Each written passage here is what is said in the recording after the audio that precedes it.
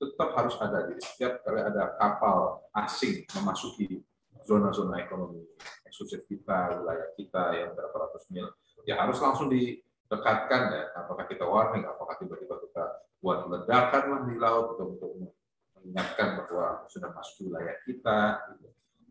Jadi itu penting untuk kehadiran kita, dan eksplorasi atau kegiatan di sana ya itu harus ditambah gitu ya. Walaupun Cina mengatakan keberatannya, ya bukan berarti kita itu langsung mundur, enggak. Justru kita harus perkuat presence kita di sana untuk menegaskan bahwa ini adalah wilayah kita. Bu, pinjam mobil. Boleh, tapi nanti anterin ibu arisan dulu sama isin pulsa. Transferin buat bayar arisan, terus nanti ambilin cash juga. Pinjam mobil sekali, nantinya banyak. Makanya perbanyak transaksi, kumpulkan poin, lalu tukar dengan kupon undian di BNI Mobile Banking dan menangkan hadiahnya. Gak pakai nanti.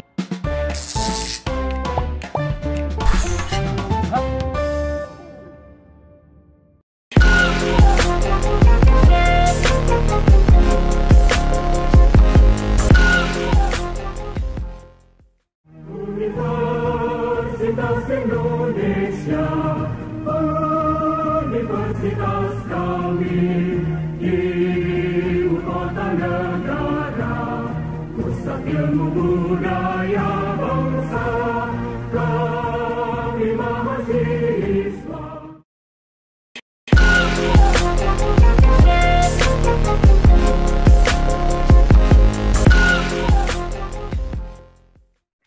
Assalamualaikum warahmatullahi wabarakatuh. Salam. Bersama saya Bambang Sadurno di kanal Inspirasi untuk Bangsa. Mudah-mudahan kanal ini selalu bisa memberi inspirasi, motivasi, dan edukasi. Kami sedang mempersiapkan beberapa video wawancara untuk ikut memberi makna 72 tahun Universitas Indonesia. Saya sekarang sudah bersama dengan salah seorang alumnus Universitas Indonesia, yaitu Bapak Dev Abarsah Pikarno, ME, atau yang biasa dipanggil Pak Dev Laksono. Beliau adalah anggota Komisi 1 DPR RI. Apa kabar Pak Dev? Sehat, alhamdulillah. Terima kasih Pak. Puji Tuhan. Ya, Pak Dev ini tergolong angkatan muda, lahir 19 Agustus 1979. Saat ini menjadi anggota DPR RI, mewakili Partai Golkar dari Dapil Jawa Barat 8. Ya, beliau juga menjadi Ketua Umum Pimpinan Nasional Kosgoro 1957. Pak Dev, mungkin bisa diceritakan pengalaman ketika kuliah di program Magister Ekonomi UI. Ya. Nah, kemudian juga dikaitkan dengan aktivitas politik sekarang dan menjadi anggota DPR MPR RI sejak 2014. Silakan Pak Dev. Ya, jadi saya itu lulus dari Los Angeles dari Amerika, itu dari kampusnya Cal State Northridge, CSUN, California State University Northridge, tahun 2002. Nah, terus habis dari Amerika, saya mengikuti berbagai macam usaha, dan kembali ke Indonesia tahun 2004. Ya. 2004 saya pulang ke Indonesia. Lalu saya merasa kayaknya butuh ilmu tambahan. Lalu saya saya coba mencari beberapa universitas, saya lihat beberapa program-program, lalu saya lihat yang lumayan agak pas gitu. Tadinya bahkan saya mau berpikiran mau kembali ke luar negeri, ya, Amerika atau kembali ke Amerika atau ke Singapura gitu. Cuman saya lihat di UI ini program magister PKP-nya ya, itu cocok ya. Dan juga di bawah Fakultas Ekonomi, bukan di FISIP. Nah, jadi saya mencari informasi, lalu mendaftar. Saya juga pikir coba aja lah, mendaftar, kalau masuk ya lanjut, kalau nggak masuk ya udah kita tunggu tahun berikutnya. Kita pas daftar ikut tes, alhamdulillah puji Tuhan masuk. Kira ya udah saya mulai ke tahun 2006. 2006 itu saya mulai ambil PKP. Ya memang agak tersendat-sendat juga, karena fokusnya terpecah-pecah gitu ya. Masih usaha ikut organisasi, juga kegiatan-kegiatan lainnya, kegiatan politik. Ya. Jadi agak lumayan sempat ada beberapa kendala-kendala ya. Nah, tapi ya dari program kawan-kawan di UI dan juga dari rekan-rekan di Prodi-nya juga sangat akomodatif, ya, mengerti, memahami permasalahan yang terjadi. Ya, terus akhirnya saya diberi kesempatan untuk lanjut kuliah sampai akhirnya benar-benar selesai itu di penghujung 2008 lah, ketika ada sidang disertasinya itu diterima, terus ujiannya juga lulus. Nah, tapi baru lulusannya itu 2009, jadi pas selesai pemilu saya baru ikut lulus program PKP-nya. Nah, jadi ya itu suatu progres yang nggak mudah juga ya, pembelajaran yang cukup memakan waktu, tenaga, dan juga memang ada sedikit shock culture-nya sendiri ya, karena saya kan dari SMA lalu ke program D3 sampai S1 sampai kerja di Amerika, jadi sudah terbiasa dengan American style of schooling gitu ya. Nah, terus kembali ke Indonesia ambil S2 di PKP, ya beda gaya kan, gaya pendidikannya, terus juga fasilitas fasilitas pendukungnya seperti library-nya segala macam itu juga berbeda, itu perlu banyak adjustment. Nah, tapi bisa ya, walaupun ada sedikit kendala-kendala ya sampai dengan akhirnya selesai. Nah, tapi selama saya di UI itu saya belajar banyak hal ya, contohnya seperti kayak tentang pembagian keuangan fiskal negara, DAK, DAU, terus juga bagaimana proses untuk pengambilan kebijakan yang berkaitan dengan daerah. Ya, hal itulah yang menjadi pelajaran-pelajaran basic ya, yang sekarang bisa diterapkan di dalam kehidupan sehari-hari, khususnya bagi saya yang sekarang di DPR. Universitas Indonesia,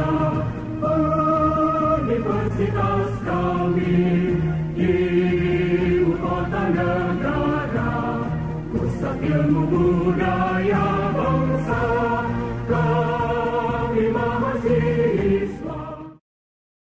Ya, Pak Dew, ya. Belajarnya di bidang ekonomi, tetapi penempatannya di DPR di Komisi 1 yang membidangi mengenai pertahanan, kemudian luar negeri, ada juga soal media. Nah, rupanya apakah ini yang mendorong Pak Dew sekarang mempersiapkan juga untuk mendalami pertahanan dengan mengambil program doktor di Universitas Pertahanan? Ya, kalau doktoral di Universitas Pertahanan itu memang itu passion ya.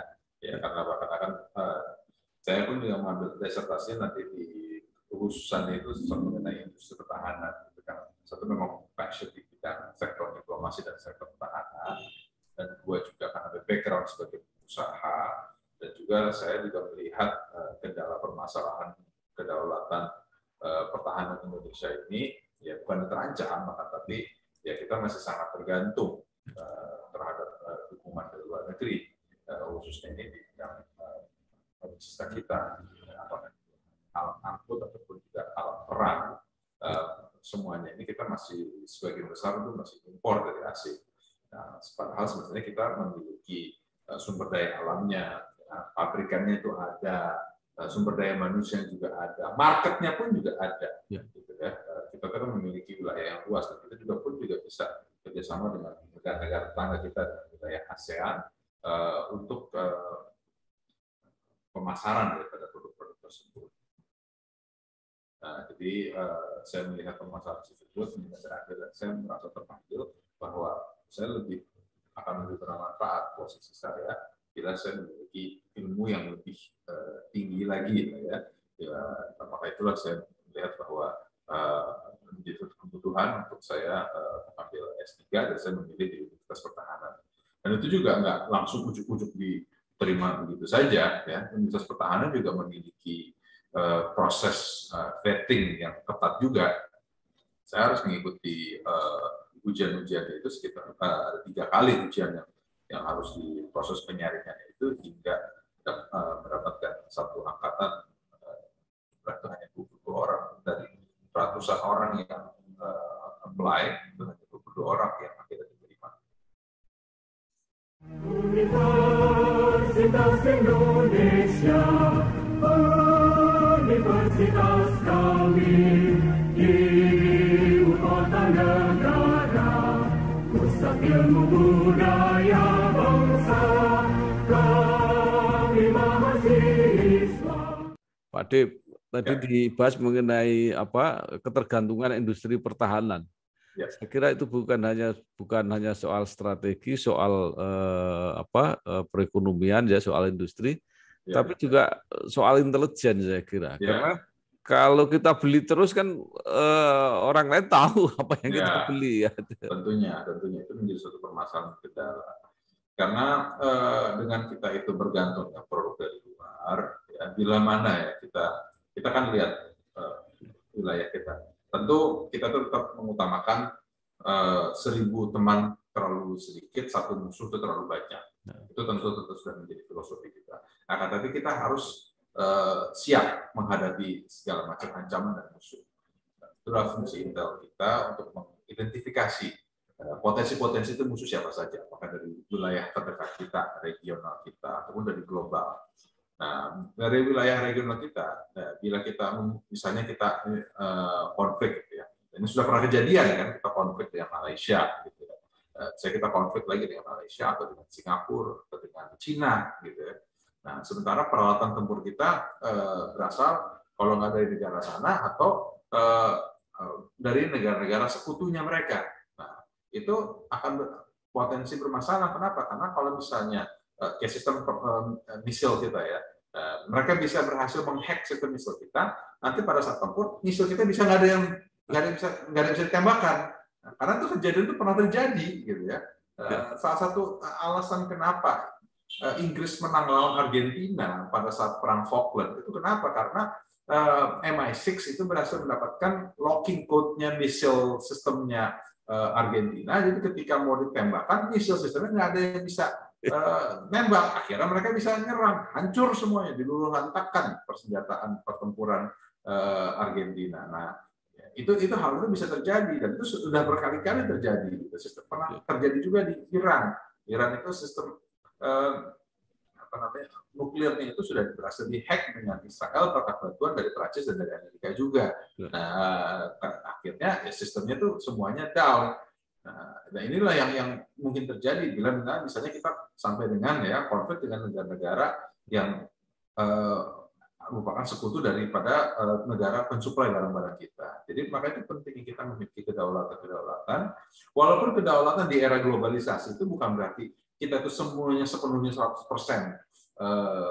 produksi dalam negeri ya. Tetap harus ada kerjasama dengan negara asing untuk mendapatkan spare part untuk teknologi tahan, tapi bagaimana kita kembangkan teknologinya itu dan kita lapisi sehingga keamanan dan juga kontrolnya itu sepenuhnya dikuasai oleh itulah yang harus terus kita kembangkan. Jadi R&D-nya, research and development-nya itu ya dari sisi pendidikan, sisi universitas ya itu benar-benar bisa berjalan dengan baik. Nah, kita harapkan sih BRIN ini ya yang merupakan gabungan dari R&D dari semua kementerian ini bisa benar-benar berjalan secara optimal sehingga bisa menghasilkan produk-produk baik dari untuk sisi pangan, sisi pertahanan, sisi energi, sisi budaya, dan produk-produk itu harus segera dikembangkan untuk sehingga nilai ekonomisnya ada sehingga perputaran ekonomi itu berjalan.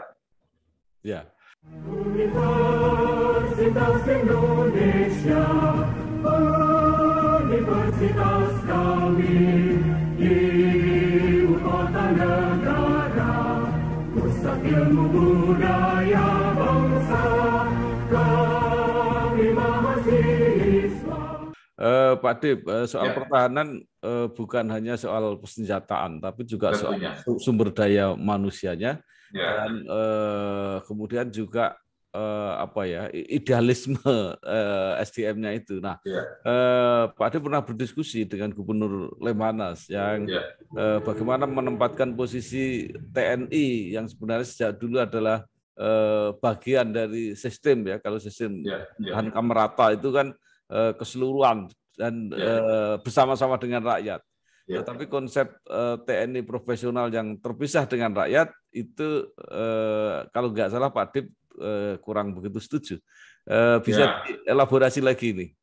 Ya, jadi gini kan, yang kita kan melihat cuplikan diskusinya Pak Letjen Agus dengan Ibu Najwa yang mengatakan bahwa TNI dengan rakyat itu terpisah. TNI rakyat itu presiden milik rakyat, tapi TNI bukan milik rakyat. Nah, ya mungkin maksud konsepnya daripada Pak Agus itu bahwa adalah membentuk TNI yang benar-benar profesional terpisah dari lembaga politik. Nah, cuman kan sekarang ini di era Indonesia hari ini, dengan konsep doktrinnya itu adalah masih, walaupun Dwi Manunggal itu sudah dirubah, tapi itu masih berjalan. Keberadaan fungsi seorang TNI itu masih sebagai pengayom daripada masyarakat. Karena masih ada Babinsa, Koramil, Kodim. Itu kan semua tujuannya adalah untuk mengayomi masyarakat. Dikarenakan kenapa? Karena wilayah Indonesia yang begitu luas, masyarakat Indonesia begitu banyak, dan juga memiliki keterbatasan jumlah personil dan juga keterbatasan dana dan lainnya, sehingga sistem pertahanan kita itu berjalan bersama-sama dengan rakyat. Jadi baik penguatan keamanan untuk bisa melihat mengidentifikasi permasalahan di wilayah masing-masing, hal seperti itu.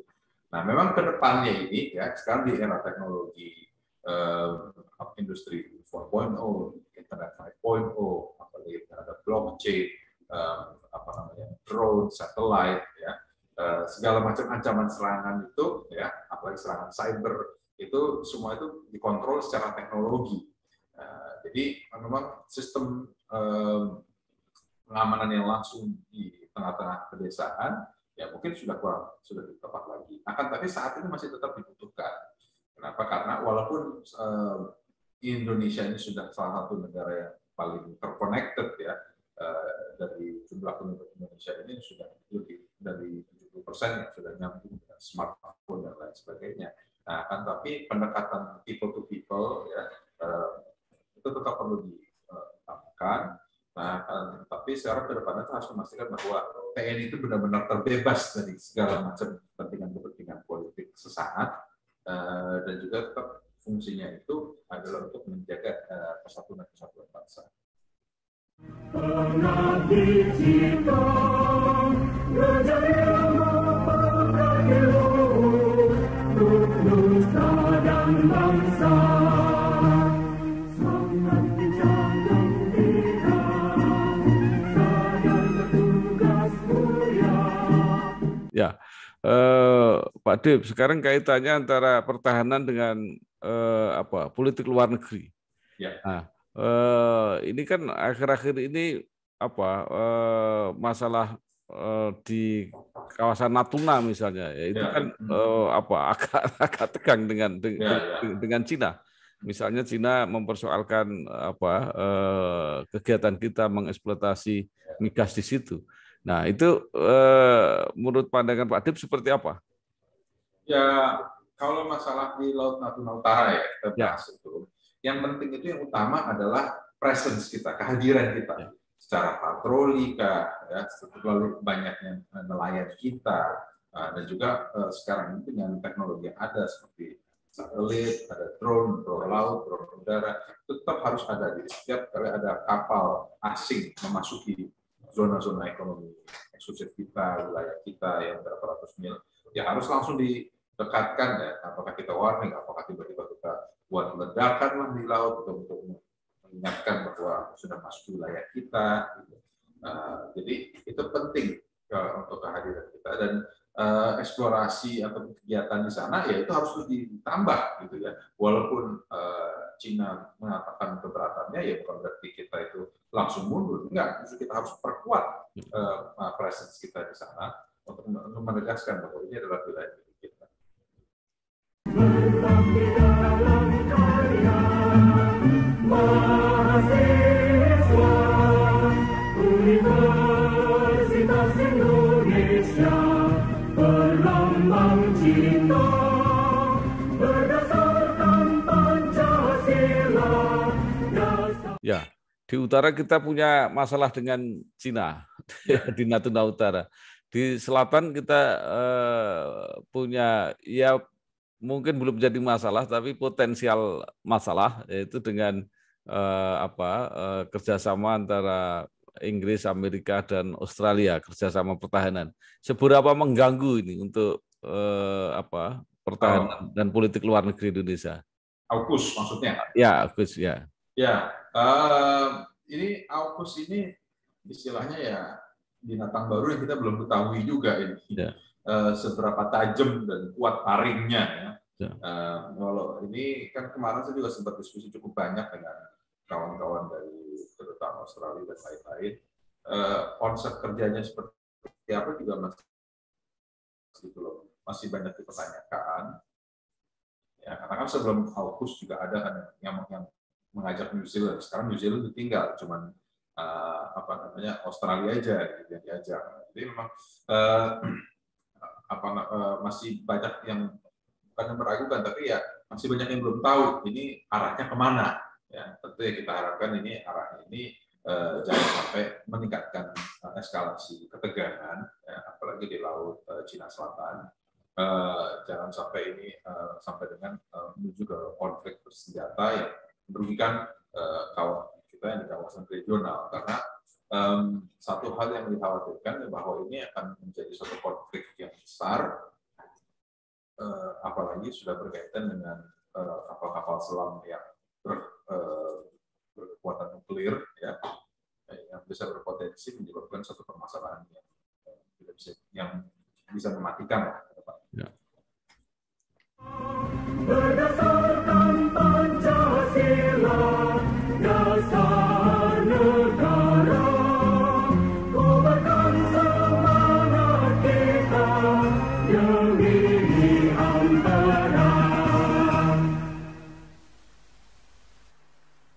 Ya, Pak Dim, sekarang kita pindah ke masalah media, terutama di media cyber ini. Ini kan masyarakat sedang menunggu-nunggu rancangan undang-undang perlindungan data pribadi yang di Komisi 1. Tapi nggak selesai-selesai. Kenapa? Ini sebenarnya sih tinggal sedikit lagi ya, tinggal hanya beberapa pasal aja yang menggantung, jadi khususnya ini kepada pengampu daripada data tersebut. Ya, kita akan minta, maka kita pastikan bahwa semua pihak yang mengumpulkan data-data WNI di NKRI itu harus memiliki representative office-nya di Indonesia dan datanya itu harus disimpan di Indonesia. Nah, ini yang menjadi kendala juga karena siapa yang bertanggung jawab bila mana data-data dikumpulkan oleh pemerintah, apakah itu dibuat lembaga khusus atau itu di bawah Kekominfo atau di bawah BSSN. Nah, jadi dan juga ini kan berkaitan juga tentang layanan over the top ya, seperti Netflix dan lain-lain gitu. Karena itu kan juga mengumpulkan data untuk kalau yang masalah berkaitan dengan transaksi elektronik, itu kan juga data pribadi yang berkaitan dengan perbankan, karena itu ya sekarang ini aja kan banyak hacking yang terjadi pencurian data sehingga akibatnya merugikan ekonomis, kerugian finansial bagi sejumlah orang juga pada institusi. Nah, ini ke depannya ini yang harus dipastikan bahwa semua data itu benar-benar tersimpan di Indonesia dan terjaga dan terlindungi agar jangan sampai ada data yang dicuri dan tiba-tiba kartu kredit kita semua banyak charge yang nggak jelas. Karena itu yang sering terjadi, saya pun juga pernah mengalami tiba-tiba ada tagihan-tagihan dari negara berantah. Gitu. Itu yang menjadi banyak pertanyaan. Iya. Pak Dim, mudah-mudahan cepat selesai ini. Ya, RUU ini. Ya. Universitas Indonesia, universitas kami, ibu kota negara. ilmu budaya bangsa, kami mahasiswa Islam. Nah, sekarang pindah sedikit ke posisi sebagai Ketua Umum Kosgoro. Kan Pak Adib sering menyampaikan bahwa Kosgoro sepenuhnya mendukung pencalonan Pak Erlangga sebagai calon presiden. Mungkin bisa dijelaskan lagi. Iya, dan bukan hanya kita memberikan statement ya, karena Kosgoro juga sudah membentuk tim pemenangan tersebut sendiri. Ya, saya sudah menunjuk salah satu wakil ketua umum saya, Pak Iswara, untuk menjadi ketua badan pemenangan Pak Erlangga. Dan di situ kita sudah membuat program-programnya, kinerjanya, dan juga membentuk relawan-relawan di tiap-tiap daerah. Ya. Nah, relawan ini tentu harus bersifat organik, ya, dan di luar dari struktural Kosgoro. Jadi jangan satu orang memegang sejumlah jabatan yang berbeda. Jadi jangan, kita justru membentuk relawan tersebut. Kita kalaupun ada, kita hanya di dewan pengawasnya, tapi di operasionalnya itu benar-benar full orang yang di luar. Jadi kita membentuk relawan yang sebanyak-banyaknya di seluruh Indonesia, dan itu kita bertanggung jawab oleh masing-masing ketua Kosgoro di setiap kabupaten, kota, dan provinsi untuk membentuk dan menjalankan dan mensosialisasikan kinerja Pak Erlangga, kinerja parlemen, Golkar di parlemen, dan juga kepala daerah Golkar. Karena nanti ini kan pertama kali ini Indonesia ini kan kita melakukan satu uji coba yang luar biasa juga di wilayah seluas ini dengan penduduk sebanyak ini. Kita melakukan pilpres, pileg, pilkada, semuanya di tahun yang sama. Nah, jadi ini kan adalah satu uji coba yang luar biasa ya untuk kita untuk memastikan bahwa itu semua berjalan dengan baik. Apalagi pemilu yang akan datang nanti ini adalah pemilu yang kita fresh start ya. Jadi karena kan Presiden Jokowi sudah habis masa jabatannya. Yeah. Jadi semuanya ini memiliki kesempatan yang sama lah. Yeah. Kesempatan yang sama ini.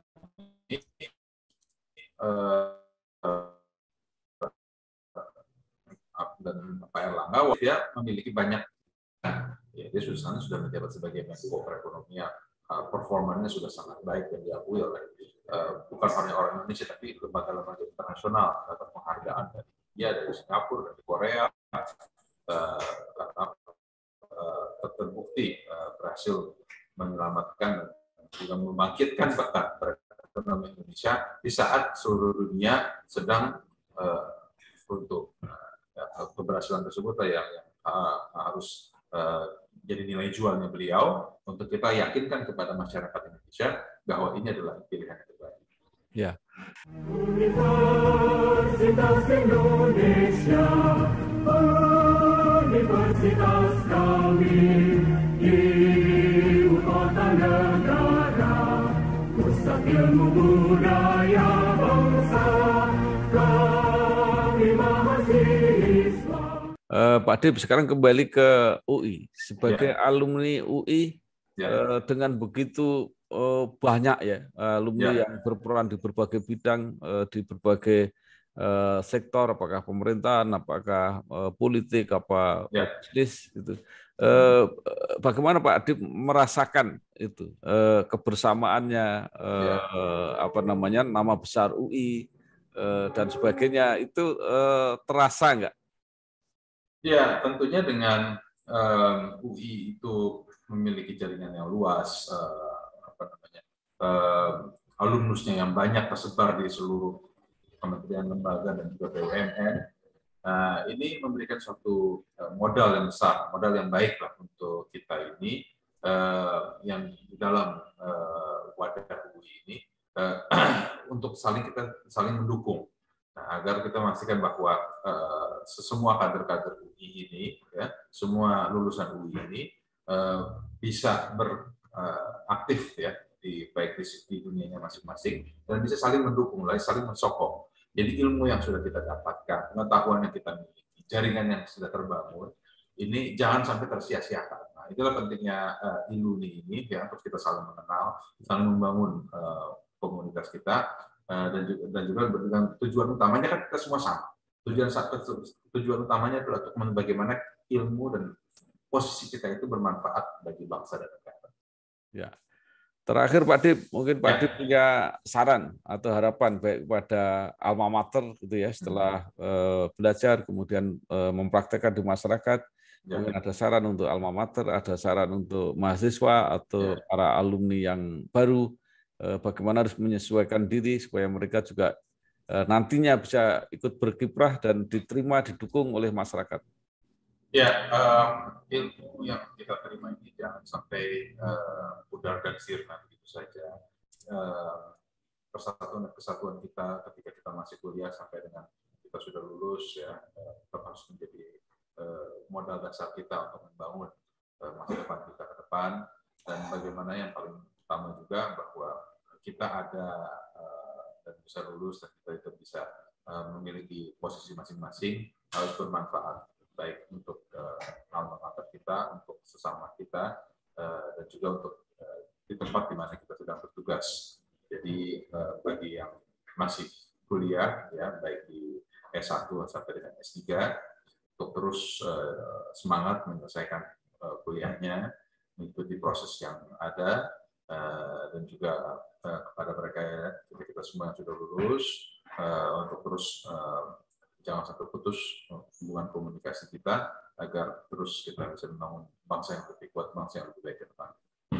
Baik, terima kasih sekali Bapak Dip Abarsah Wikarno ME yang sering kita panggil Pak Dip Laksono, anggota DPR RI, yang juga Ketua Umum Nasional Kosgoro 57.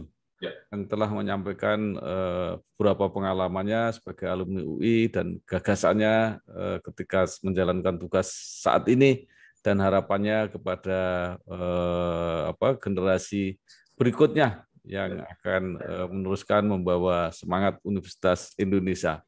Sekali lagi terima kasih Pak Dip. Terima kasih Pak Bambang. Assalamualaikum warahmatullahi wabarakatuh.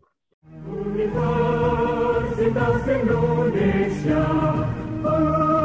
universitas kami di ibu kota negara, pusat ilmu budaya.